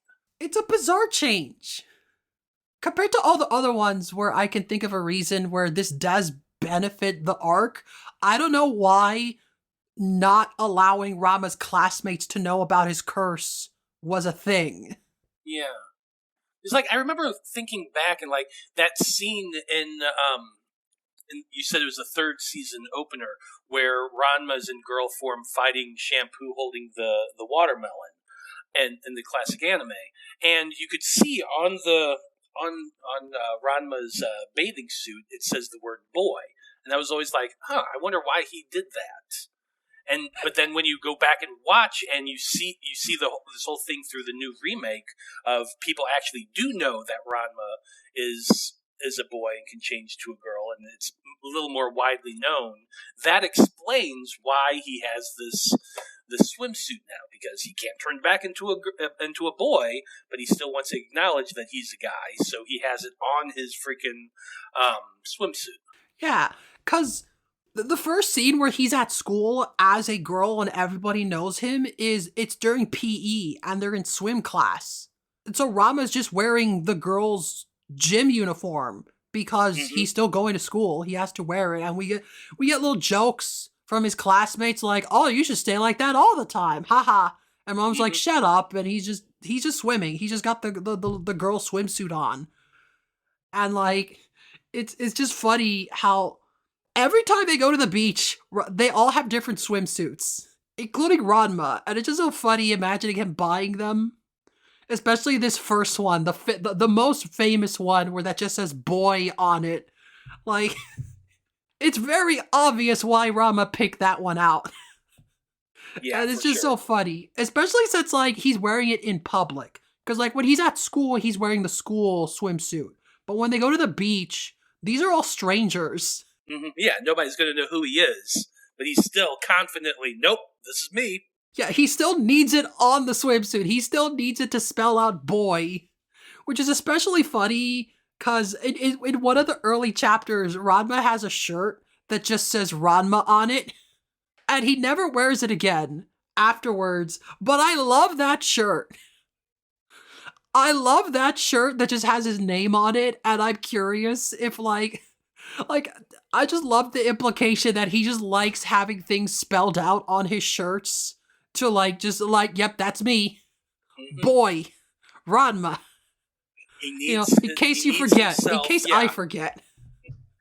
he needs everybody to know just outwardly. Once you look at him, nope, that's who he is. Yeah. Speaking of Ranma and outfits, I think there's one joke I recall from those anime episodes that doesn't contribute at all to the shampoo plot stuff.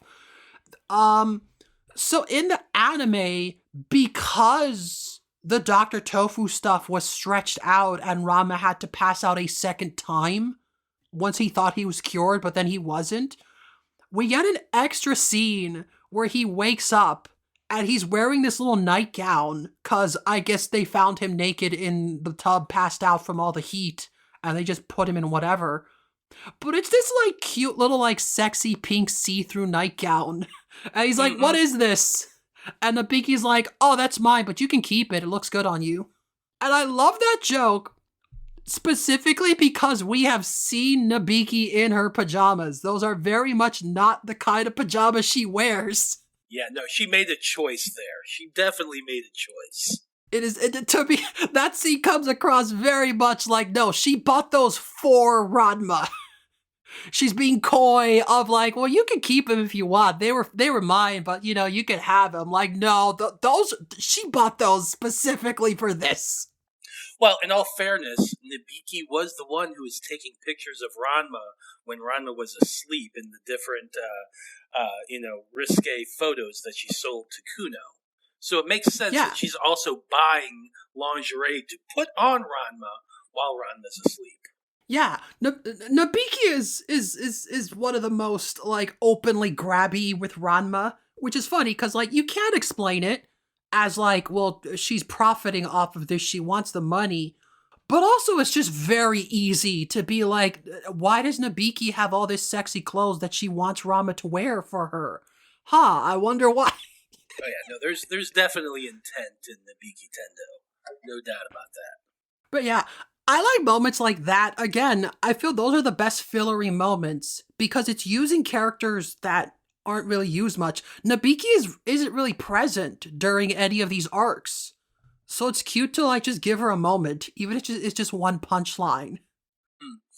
Remember that one scene in the original anime when they're chasing Ranma back and forth and putting on different outfits on him in girl form, and it just you Yeah. see the scene back and forth, and each time it's something more ridiculous. There's one scene where Ranma is in a bunny costume, the full leotard, ears, and everything.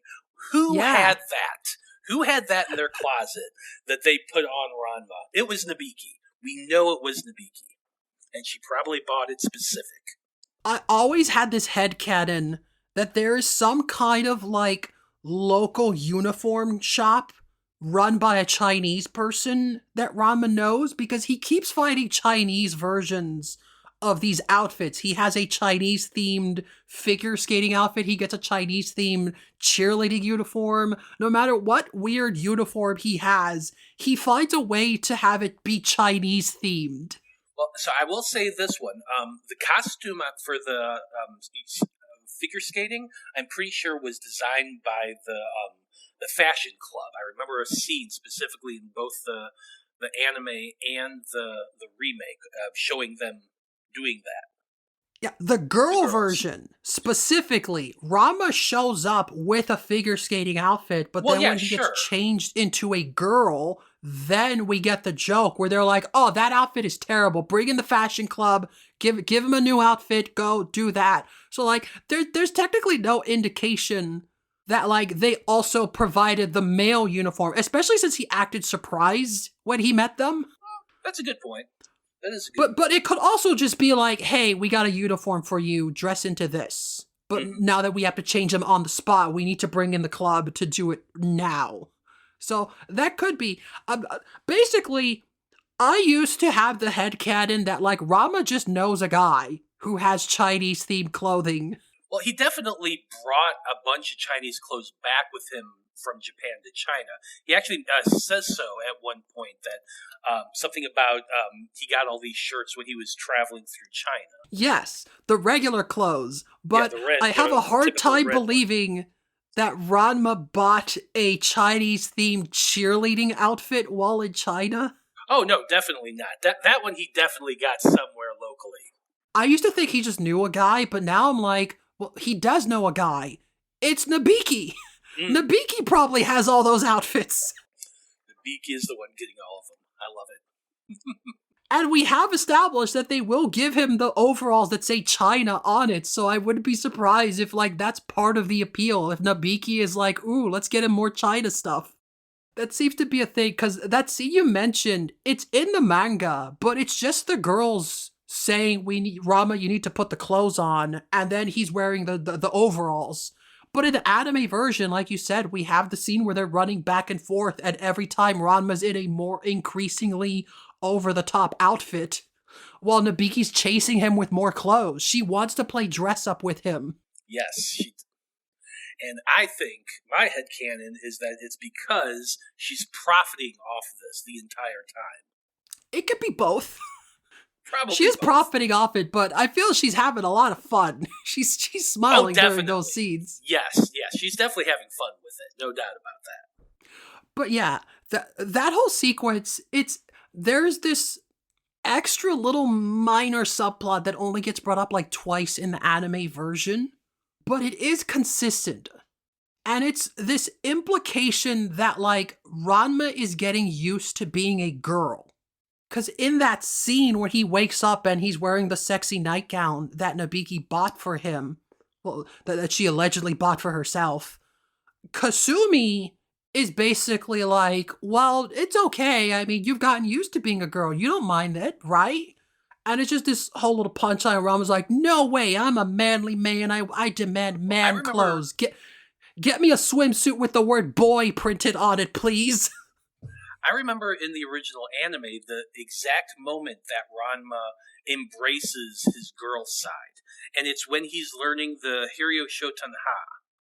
He has to make his soul ice or something like that.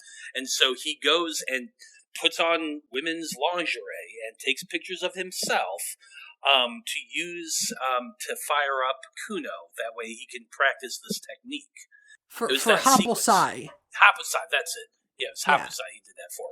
But anyway, so that was the moment that I feel like he really embraced his girl side when he was trying to master that technique and make his soul ice, make himself not care about, the ego, the manly, being manly and stuff like that. In order to go Super Saiyan, you have to stop caring. You have to let go of the emotions and become pure.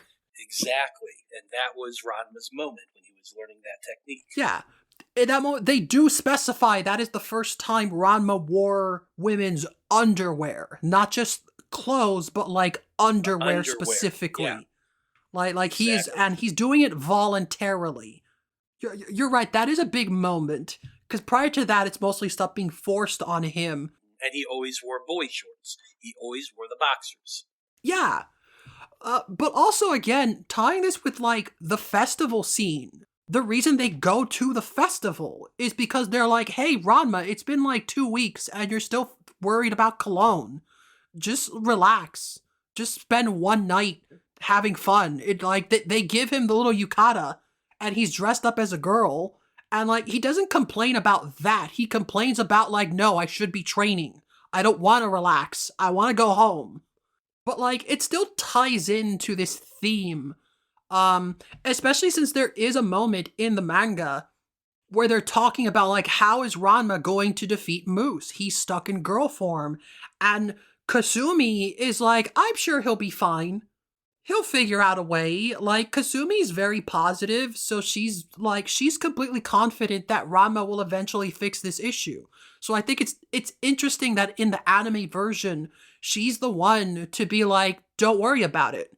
Like, you're fine with being a girl. You were okay with it the other day. It's only now that like you're like he's stuck in it, but it's not going to be forever. You'll find a way. She's completely confident that he will defeat Moose, that he will defeat Clone. So just have fun while you're doing it. Let's go to the festival, Ranma. It doesn't matter. Doesn't matter if like you're wearing these clothes, cause it's just for now. Just enjoy it. Oh yeah, for sure. You definitely see the progression of his acceptance as the series progresses. Yeah, and this then gets brought up again in when they go to the skiing mountain. Again, instead of going to the beach, they go to the mountains, and it's the same thing. In the manga, they're at the beach, and Ranma is looking for cologne. This is another change they made in the remake, where in the manga they're all just at the beach. Everyone's just going to the beach, I guess. It's summer, let's go there. There's no setup. But the remake decided to add setup. They're like, Ranma goes to see Cologne, and there's a sign showing that like, oh, they did a little pop-up stand at the beach for the summer. And it's like, we need to go to the beach. And so that's why he goes to the beach, specifically to look for Cologne. In the classic anime, they're just skiing. And we get the exact same thing as with the festival. Ranma's being grumpy. He doesn't want to be here. He wants to trade. He wants to fight Cologne. And everyone's like, Ranma, just have fun. You don't have to worry about martial arts all the time. Let's just enjoy our trip here. When's the next time we're gonna go skiing? And once again, Kasumi says almost the exact same thing. Like, Ranma, don't you think being a girl is fun sometimes? You had no problem with it before. You're getting used to it. It's not a big deal. And that sounds kind of dismissive, but like, it is true. He is getting used to being a girl, which is especially evident with the new punchline they have at the end of that episode. The anime has the final scene for the entire saga is different. So in the manga version, this is when we find out Akane can't swim because she tries to save Ranma at the beach, but she can't swim, so it doesn't help. And this is why we get the joke where he's like, well, Akane will get in the way, so I'm gonna team up with Shampoo, yeah. But at the end, there's just a moment where he's practicing how to say thank you to her for attempting to save him, even though she can't swim, and it's kind of stupid that you just jumped in without thinking, but it's the thought that counts, thank you. But then then Shampoo shows up and freaks him out, and then the last panel is just Ranma passed out because scary cat Shampoo's here, and we even get Kasumi being like, Shampoo, I think we need to have a talk about personal boundaries. And I think that's a funny punchline. I think it's funny, but like, again, this is a change they made in the anime version that they didn't have to. This was another change where I'm like, I'm not sure why, but it does tie into these things of Ranma getting used to being a girl. Because in that version, the final punchline is Ranma is cured, he can touch hot water now, so the next scene is, because they're at the mountain instead of at the beach, it's a public hot spring, so he jumps into the hot spring and he's a boy again. He's like, yeah, I did it, woo! And then the camera pans out and shows he accidentally jumped into the women's bath. Yes. And he's like, shoot, force of habit, oops. Uh-oh. And then they beat him up, but he's like, hell yeah, I'm back to normal. He does not care. But like, I like that punchline because it establishes that, just as Kasumi has said multiple times, he is used to being a girl. He went into the women's bath without even thinking. He didn't realize the mistake he made until everyone was staring at him, and he's just like, oh, right, shoot, I forgot I wasn't a girl. And that's the ending we get. And so I don't know if it's intentional, but the fact that this happens like 3 different times throughout the entire saga feels like, yeah, I think someone noticed that little plot thread of like, Kasumi is very confident that Rama will win. She is encouraging him and Akane not to worry. It'll be fine. He'll figure it out. But also, yeah, Rama is getting used to being a girl. He may not admit it, but we can see it. He is the type of person who doesn't think twice about walking into a women's bath anymore. He will get undressed and just walk around naked with all these other women and not think it's weird. He's just taking a bath. It's normal to him now. He's getting more comfortable quicker, for sure. And I do think that's nice because, again, the thing that made the Happosai moment later on noteworthy isn't that this is the first time Rama dressed up as a girl or that he, like, embraced his femininity, but it's the first time he embraced his femininity. It's voluntary. He's not just doing it because it was forced onto him. He's like, no, this is a thing I have at my disposal. I can do that. Which is not unlike the change made to the moose fight, where he uses the chestnuts on an open fire technique because, oh, right, I don't need to rely on muscle memory. I have these other tools at my disposal. And they involve me being a girl, but, like, who cares? I have it. I can win if I just use this, if I stop being embarrassed and just use what I know to do. And he knows how to do that technique as a girl. Trying to fight like a boy is what cost him the fight at the start. He was losing because he was trying to fight the same way he always does. And that muscle memory didn't work. There was a lesson to be learned. And he kind of does sort of learn it again in the manga version in that fight with Happosai when he wears the sexy underwear for that fight. And it's kind of similar. But you know, I do prefer the version that's, you know, involves less creepy old men. Yes. Yes. Definitely. So yeah, it does tie it together. Again, I have not watched past that point in the remake, but I know that they made some changes. And after that is when the classic anime stopped making major changes, so there'll be less for me to compare. But it was still just fascinating, just seeing this one saga representing, like, the decision-making process behind these shows. It's not just a matter of, well, make it faithful because the other thing wasn't.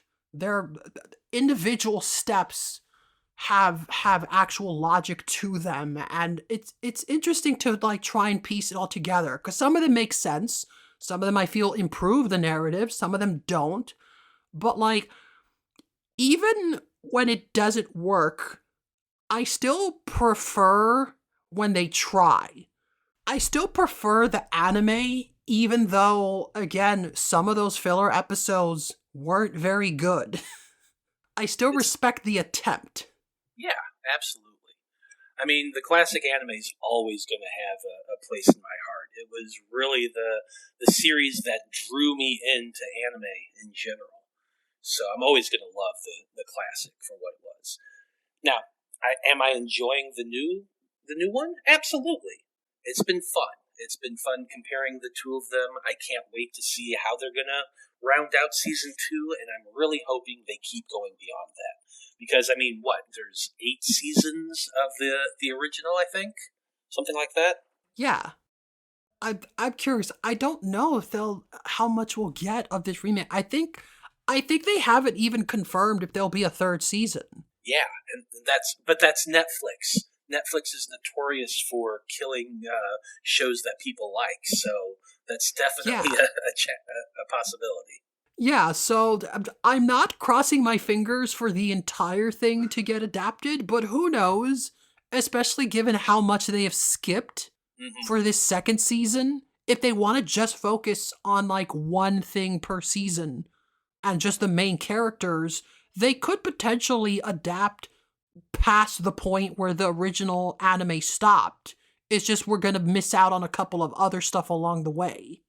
Hey, that's fine. As long as they don't go the route of Sailor Moon Crystal, I'm happy.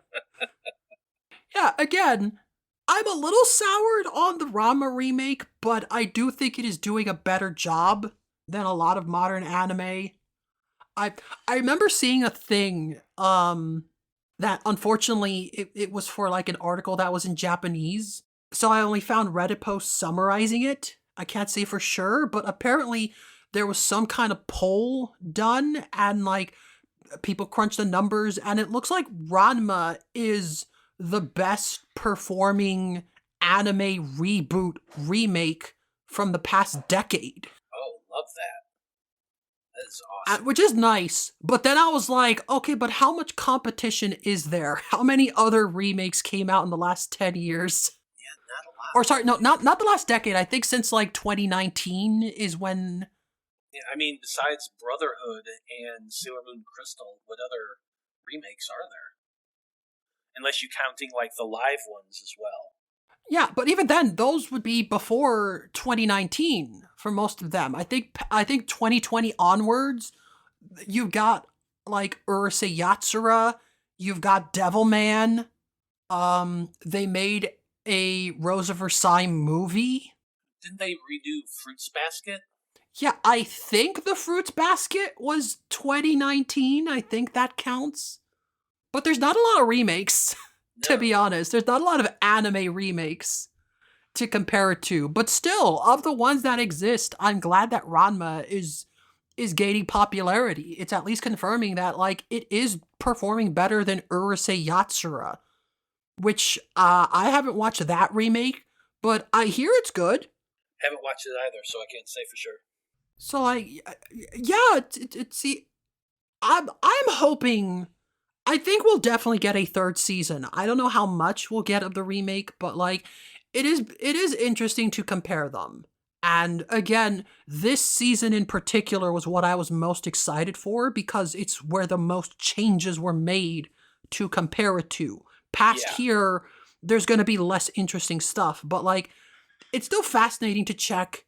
It's still got a lot of very nice animation, and I look forward to seeing the minor changes they do make. Because, you know, even if they're not major ones, they're still doing stuff that other shows don't do. Again, compared to like the Dandadan season 1 just ending in the middle of the story, they seem to at least be making an effort to have each batch of 12 episodes end on a conclusive note. Especially since, again, we don't even know if there'll be a third season. For sure. Well, Netflix, please renew it for season 3. That's all we really want. Just that.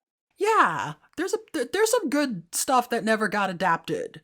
That's, you know what I'm most excited for a potential third season is, so there are 2 stories that the classic anime just never got around to. Like, you look at what the final episode was, and that was an adaptation of, like, Ranma meeting his mom for the first time. And all but 2 stories were, prior to that point, were adapted. One of which being the arc where Ranma pretends to be Ryoga's sister. Oh, my. Which is, like, 2 arcs after the point where the current season is at. So if we do get a third season, that's definitely gonna happen. Unless they skip it, which I hope they don't, because, like, that was a fun one. That was one I'm like, why wouldn't they adapt that one? Well, whatever they end up doing, I'm definitely looking forward to it. Yeah, I look forward to seeing more. And, again, hopefully they make more changes. I saw a lot of stuff whenever people suggest changes along the lines of, like, less Hopplesai. Yes. I'm all for that. I get that, but like, you know, we can get more creative than that. Look at what we talked about in this episode. There's other types of changes that I'm much more interested in. Hopplesai can be a fun character. You can fix Hopplesai's worst moments in an adaptation without changing much. In fact, I feel like he's already like better than most characters of that archetype.